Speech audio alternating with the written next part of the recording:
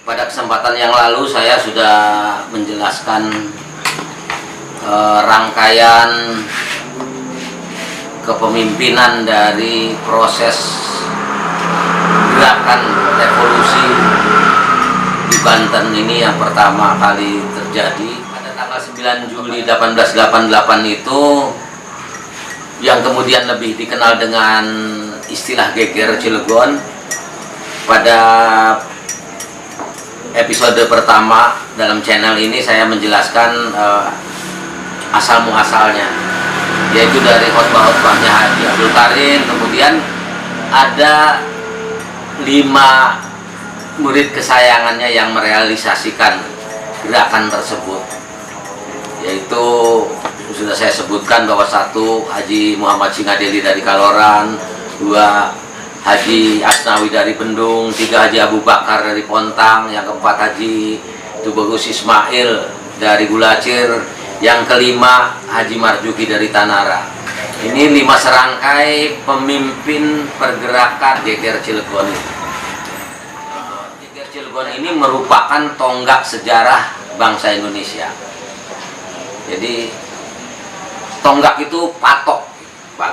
Jadi kalau kita membuka sejarah geger Cilegon ini, kita akan mengetahui semua perjalanan sejarah kita di era pemerintahan Hindia Belanda.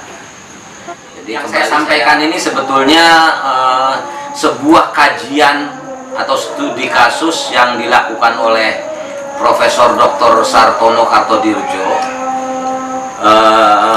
Itu berupa disertasinya, yang kemudian tesis itu dibukukan, yang diberi judul The Peasant Revolt of Banten in 1888, yang kemudian pada tahun 1984 buku itu diterjemahkan ke dalam bahasa Indonesia yang diberi judul Pemberontakan Petani Banten. Dan dalam isi buku itu yang dijadikan sebagai dasar studi kasus perjalanannya ke sana itu, intinya itu adalah peristiwa geger Cilegon. Dalam hal ini saya ingin memperjelas dan memberikan gambaran bagaimana situasi Haji Abdul Karim ini. Makanya saya sengaja mencatat, karena kalau tidak saya catat itu nanti orang beranggapan itu kata saya. Tetapi kalau saya sudah menjelaskan bahwa yang saya sampaikan ini adalah itu sebuah disertasi yang dilakukan oleh Profesor Dr. Sartono Kartodirjo, karena buku itu sendiri pernah mengalami seminar sehari di Universitas Gadjah Mada Yogyakarta, dan mendapat sambutan yang luar biasa. Itu waktu seminarnya.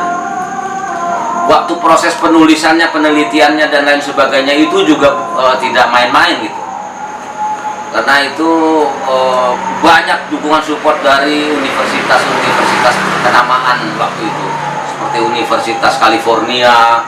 Jadi bahkan itu dibiayai oleh Rockefeller Foundation, sebuah yayasan di Amerika yang luar biasa, yang membawa Sartono ke Amerika, kemudian ke Belanda.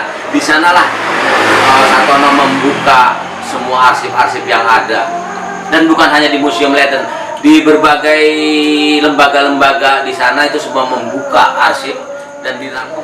Di mana peristiwa geger Cilegon yang ditulis oleh Sartono Kartodirjo itu jadi buku, atau yang dibukukan jadi buku Pemberontakan Petani Banten 1888 itu adalah studi kasus ya, mengenai gerakan sosial di Indonesia yang meliputi kondisi jalannya peristiwa serta kelanjutannya, yang mana peristiwa geger Cilegon itu merupakan inti pembahasan dari gerakan sosial itu. Kemudian saya langsung pada Haji Abdul Karim.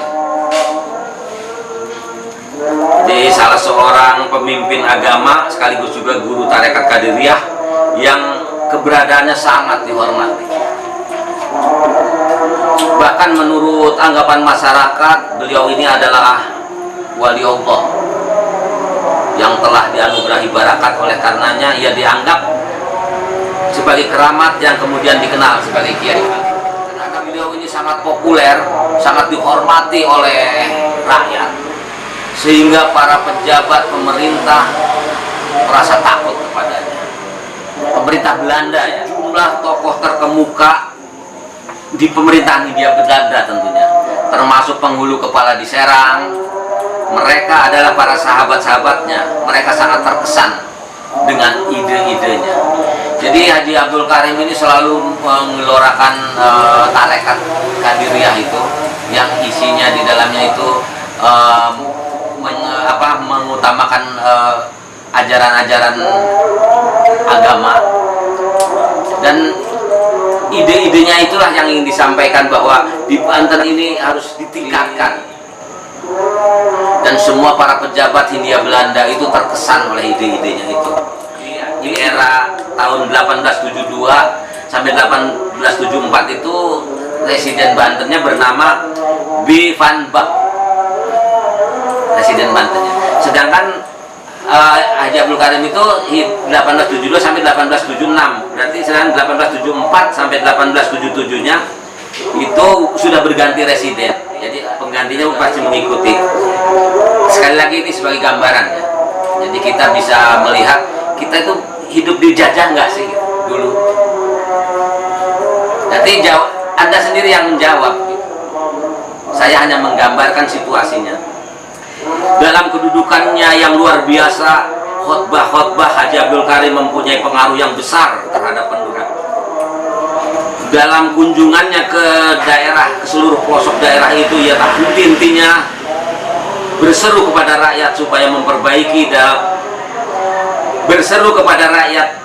memperbaiki kehidupan agama mereka dengan lebih taat menunaikan ibadah mereka. Itu pesan yang disampaikan oleh Haji Abdul Karim selama mengelilingi beberapa daerah menyampaikan syiar-syiar agamanya. Artinya begini, jadi kita membayangkan nih pada waktu itu pemerintahannya Hindia Belanda, peranan orang muslim bagaimana. Sekilas kita sudah bisa melihat dari posisinya Haji Abdul Karim tadi. Pertama disegani, ditakuti ya. Dua, kemudian bahkan dia juga meminta kepada ide-idenya itu juga disepakati oleh para pejabat Hindia Belanda, sehingga wajar kalau makanya pada masa pemerintahan Hindia Belanda itu di tiap pusat kota itu pasti ada masjid, alun-alun masjid gitu ya. Di Banten, ibu kotanya di Serang, itu ada alun-alun, ada masjid. Di Cilegon juga begitu, masjid. Jadi masjid itu diutamakan sebagai simbol pada masa pemerintahan Hindia Belanda. Ini fakta, sampai sekarang kita bisa menyaksikan itu. Pembangunan masjid itu juga ada surat izinnya dari pemerintahan Hindia Belanda, karena pemerintahan Hindia Belanda itu suatu wilayah administrasi pemerintahan yang semuanya serba tercatat, serba ada aturan. Jadi dengan adanya gambaran seperti ini, ya kita bayangkan aja gitu. Sama nggak dengan apa yang kita rasakan, kita dapat dari sekolah dasar. Karena sejarah itu harus kita ketahui, karena ini sebagai modal dasar. Kalau suatu bangsa ingin sejahtera dan maju, ya harus mengenali sejarahnya. Dan suatu bangsa yang tidak mengenali sejarahnya tidak akan pernah maju. Coba aja buktikan, cari. Atau dibalik, kalau suatu bangsa sudah lebih dari 5 tahun merdeka belum maju, berarti dia tidak kenal dengan sejarahnya. Kalau dibalik seperti itu. Dan itu fakta. Makanya apa yang saya sampaikan itu memang sebuah teori, tetapi dalam perjalanan Kiai Haji Abdul Karim ini, teori itu akan menjadi fakta. Sekilas baru kita coba sampai di situ ya. Masalah zikir dan lain sebagainya. Memang masalah zikir pernah jadi masalah di Afdeling di Cilegon.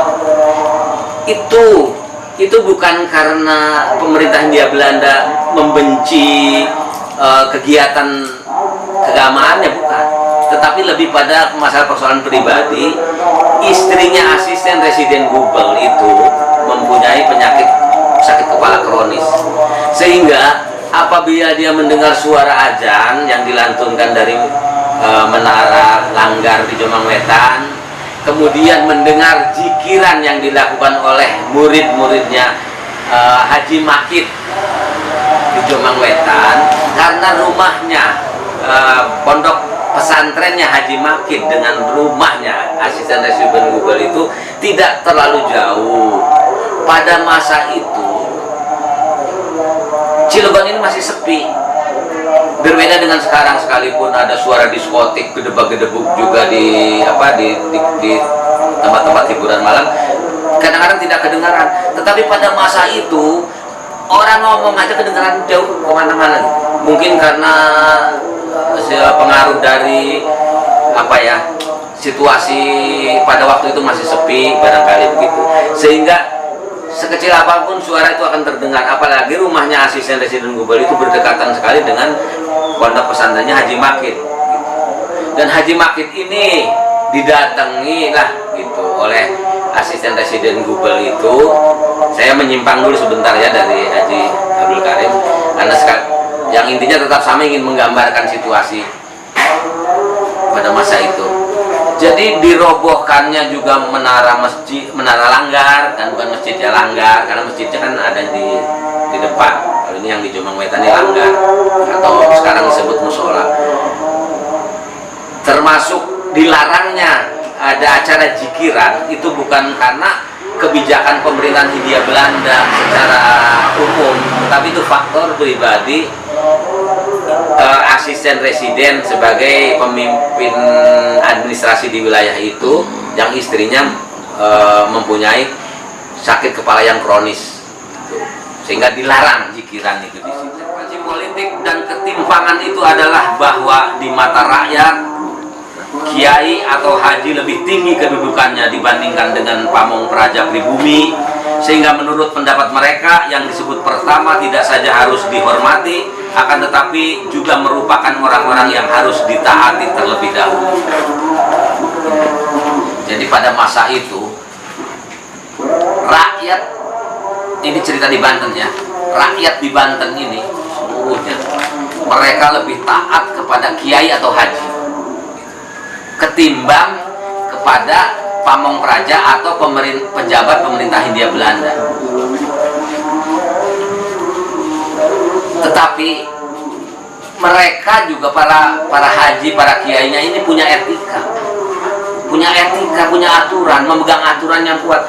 Jadi dia tidak mengajak umatnya untuk melakukan hal-hal yang merusak, tidak, karena ini negara sudah menjadi kesepakatan nenek moyang pada waktu itu membentuk negara Hindia Belanda. Itu kesepakatan, bukan artinya dapat berdiri begitu saja. Sudah kesepakatan seluruhnya. Dibentuklah negara Hindia Belanda, yaitu di dalamnya ada pamong-pamong praja itu.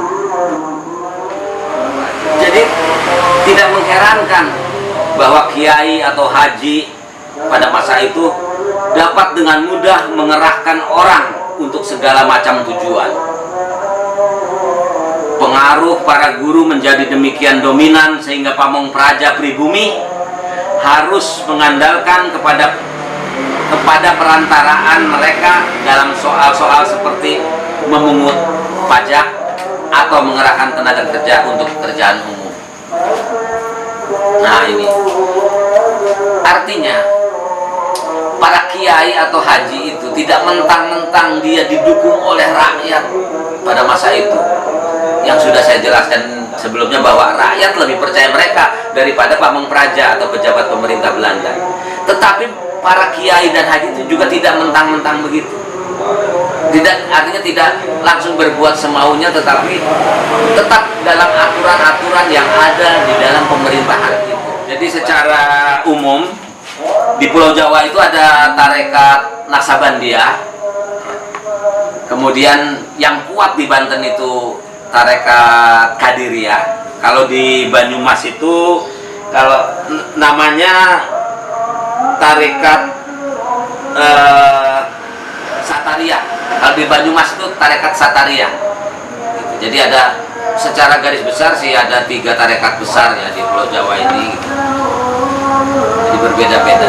Dan Haji Abdul Karim itulah yang membawa ke Banten sehingga besar sekali pengaruhnya tarekat Qadiriyah. Di dalam tarekat Qadiriyah itu sebenarnya hierarki kepemimpinan itu juga tidak terlalu ini ya. Karena kalau setiap orang yang sudah belajar, sudah cukup waktunya, itu juga kadang-kadang dikasih ijazah gitu, ijazah. Dan bisa juga diangkat jadi guru. Tetapi pada prinsipnya Haji Abdul Karim ini kan dia juga mengajarkan guru, tetapi bukan pemimpin tertinggi. Pemimpin tertingginya itu Khatib Sambas yang ada di Mekah. Pemimpin tertinggi tarekat Qadariyah itu di sana, yang disebut mursyid. Nah, pada tahun 1876 itulah Haji Abdul Karim meninggalkan Banten dan berangkat ke Tanah Suci Mekah itu untuk menggantikan posisi Khatib Sambas itu. Berarti Haji Abdul Karim diangkat menjadi mursyid di Mekah, pemimpin umum seluruh tarekat yang ada di internasional lah kalau saya